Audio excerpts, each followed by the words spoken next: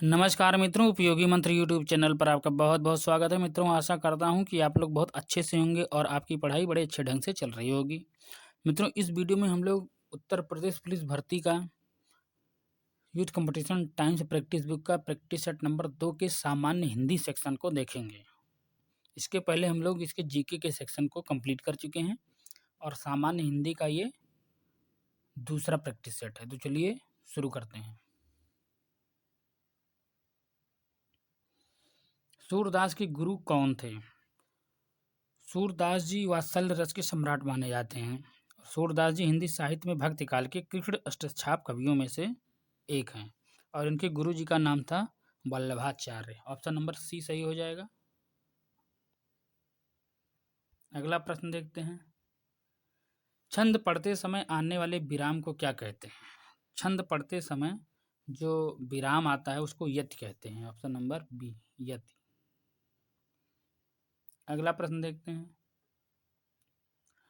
विशेषण शब्द जिस संज्ञा या सर्वनाम की विशेषता बतलाते हैं उसे क्या कहते हैं? विशेषण शब्द जिस संज्ञा या सर्वनाम की विशेषता बतलाते हैं उसे विशेष्य कहते हैं।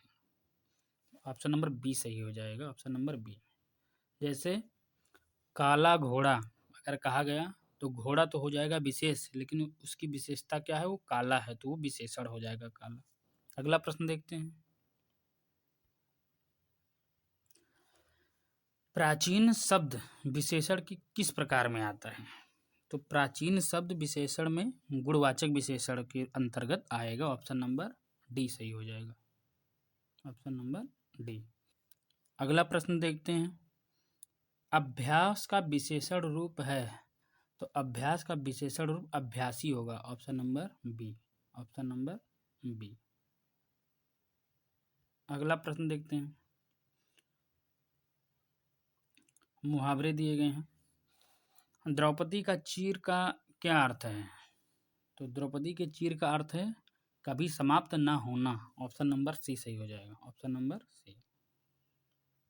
अगला प्रश्न देखते हैं।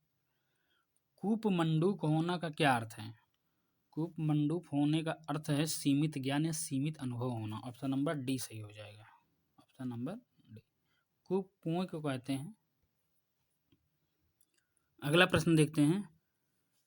इस प्रश्न में वाक्य के पहले और अंतिम भाग को क्रमशः 1 और 6 की संख्या दी गई है। बीच में आने वाले अंश को 4 भागों में बांटकर यारालावा संख्या दी गई है। यह चारों उचित क्रम में नहीं है, इनको उचित क्रम में लगाना है ताकि एक शुद्ध वाक्य निर्माण हो सके। तो देखते हैं कौन से हैं ये बीच के। अब ये यहाँ से शुरू होगा, यानी कि ये पहला ये रहेगा और अंतिम ये छठा नंबर रहेगा, लेकिन इन चारों को जो है व्यवस्थित क्रम में लगाना है। तो यहाँ से शुरू करते हैं। सामाजिक जीवन में क्रोध की ज़रूरत बराबर पड़ती है, या इसको मान लेते हैं पहले। इसके बाद कौन सा वाक्य होगा? क्रोध की ज़रूरत बराबर पड़ती है यदि क्रोध ना हो तो, ला कर लेते हैं या के बाद। यदि क्रोध ना हो तो फिर रा कर लेते हैं। मनुष्य दूसरों के द्वारा पहुँचाए जाने वाले बहुत से कष्टों की चिरनिवृत्त का उपाय ही न कर सके, और लास्ट में वाह हो जाएगा। तो ऑप्शन नंबर ए सही हो जाएगा। अगला प्रश्न देखते हैं। दिए गए वाक्यांश के लिए एक शब्द का चयन कीजिए। पूरब और उत्तर के बीच की दिशा। देखिए, इसको अगर हम लोग मान लें पूरब ईस्ट, वेस्ट, नॉर्थ और साउथ, तो ये जो दिशा होती है इसको कहते हैं ईशान। ये वाली दिशा को ईशान कहते हैं, यानी कि ये पूरब और उत्तर की दिशा होगी। और यही पूरब और ये दक्षिण की दिशा जो हो जाएगी ना, पूरब और दक्षिण की, इसको आग्नेय कहते हैं। और ये जो उत्तर और पश्चिम की दिशा हो जाएगी इसको वायव्य कहते हैं। और ये पश्चिम और दक्षिण, दक्षिण और पश्चिम का जो ये होगा इसको नैऋत्य कहते हैं। ठीक है। अगला प्रश्न देखते हैं। वलय शब्द का अर्थ चिन्हित कीजिए। वलय का मतलब होता है गोलाकार घेरा। ऑप्शन नंबर बी सही हो जाएगा। Option number B. अगला प्रश्न देखते हैं। नीचे दिए गए शब्दों में से अव्ययीभाव समास का चयन कीजिए। अव्ययीभाव समास में जिसमें पहला यानी कि पूर्व पद अव्यय हो उसको अव्ययीभाव कहते हैं और वही प्रधान होता है। तो ऑप्शन नंबर बी सही हो जाएगा, आजीवन। इसमें जो है अव्ययीभाव समास है, जैसे प्रतिदिन है, अनुरूप है, आजन्म है।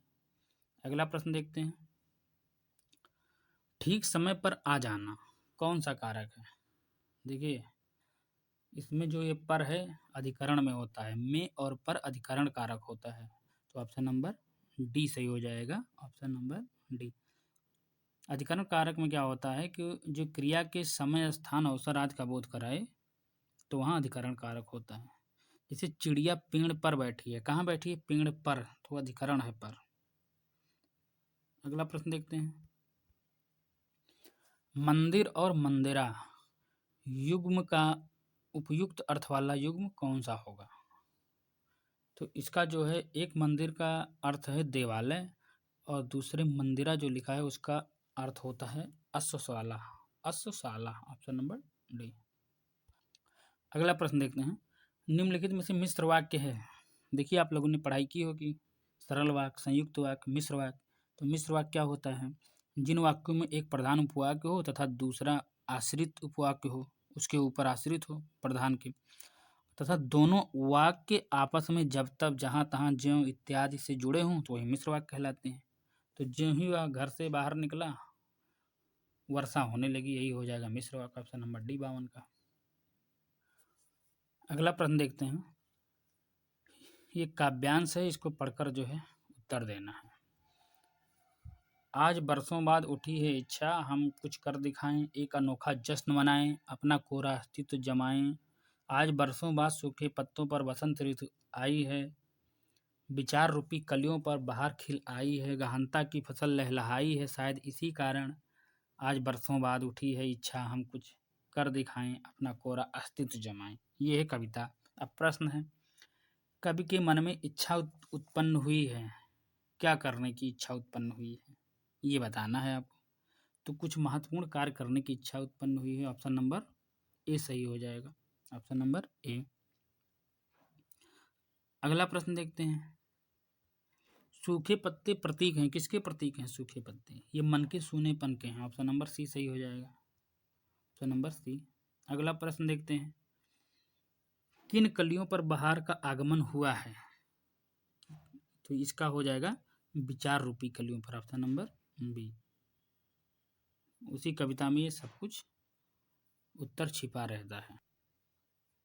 अगला प्रश्न है, गहनता की फसल से कवि का क्या आशय है?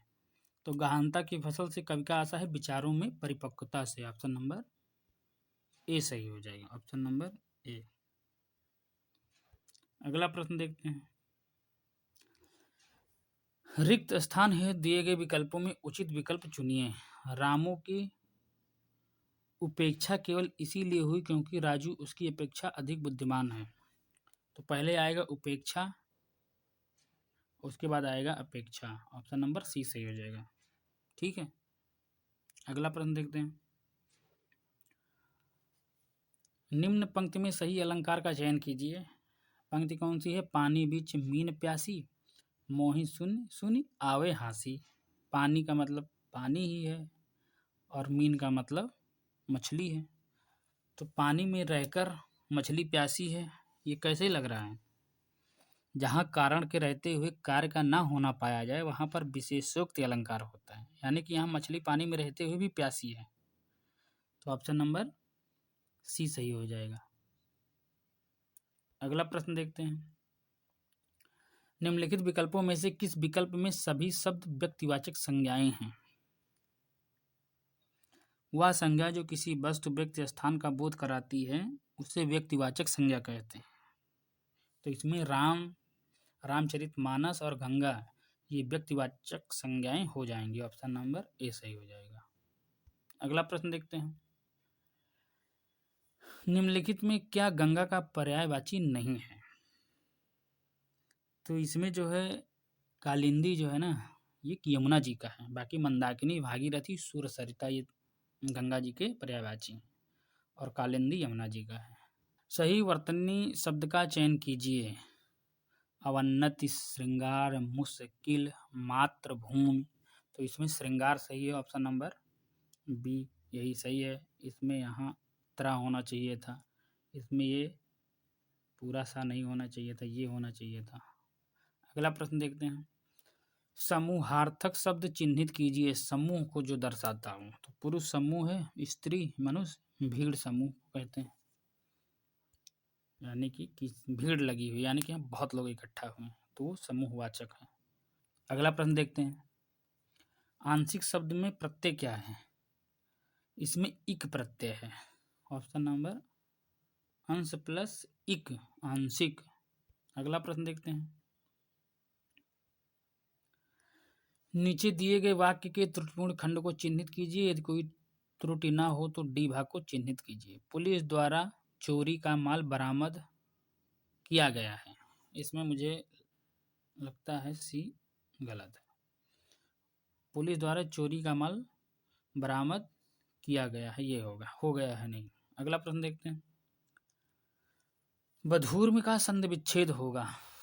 इसमें होगा बधु प्लस ऊर्मी, ये वाला सही होगा, बी ऑप्शन, बधूर्मी। इसमें जो है कौन सी संधि है? दीर्घ संधि है। अगला प्रश्न देखते हैं। भिन्नार्थक शब्द का चयन कीजिए, यानी कि इसमें जो है 4 शब्द हैं, एक उसमें से जो है अलग हैं। तो इसमें जो है पावक, अनिल, अनल, कृसान हुआ। ये अनिल जो है ये वायु का पर्यायवाची है, पावक, अनल, कृसान अग्नि के हैं। अगला प्रश्न देखते हैं। हर्ष का विलोम हर्ष विषाद होता है। अगला प्रश्न देखते हैं। गंदला, मैला, मलिन किस शब्द के पर्यायवाची हैं? तो ये है पंकिल के। ये मैला, मलिन ये सब पंकिल के पर्यायवाची हैं, ऑप्शन नंबर सी। अगला प्रश्न देखते हैं। कर्कश का विलोम नीचे दिए गए विकल्पों में से चुनें। कर्कश है, बहुत कर्कश बोलता है, उसका होगा बहुत मधुर बोलता है, बहुत मधुर। कर्कश का विलोम मधुर। ठीक है। अगला प्रश्न देखते हैं। वाक्यांशों के लिए एक उचित विकल्प चुनें। जो इंद्र पर विजय प्राप्त कर चुका हो। जो इंद्र पर विजय प्राप्त कर चुका हो उसे क्या कहते हैं? इंद्रजीत, ऑप्शन नंबर सी।